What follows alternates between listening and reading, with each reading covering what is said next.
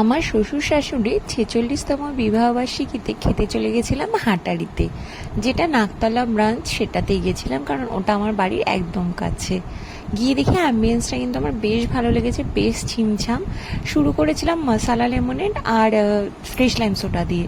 Fresh lime সোডাটা বেশ ভালো ছিল, মশালা লেমনেডটায় শুধু জল জিরার একটা টেস্ট পেয়েছিলাম, আর সত্যি কথা বলতে কিচ্ছু বুঝতে পারিনি, কারণ ওটার মধ্যে আর কি ছিল, কোনো টেস্ট আসছিল না। স্টার্টার ছিল হচ্ছে চিকেন ললিপপ আর ইরানি ফিশ কাবাব, যেই দুটো ভীষণ ভালো ছিল। ফিশটা তো ভীষণ ফ্রেশ ছিল, মানে মাস্ট ট্রাই আইটেম এখানের। কিন্তু এখানের যেটা আমার সব থেকে খারাপ লেগেছে সেটা হলো সার্ভিস প্রচুর লেট।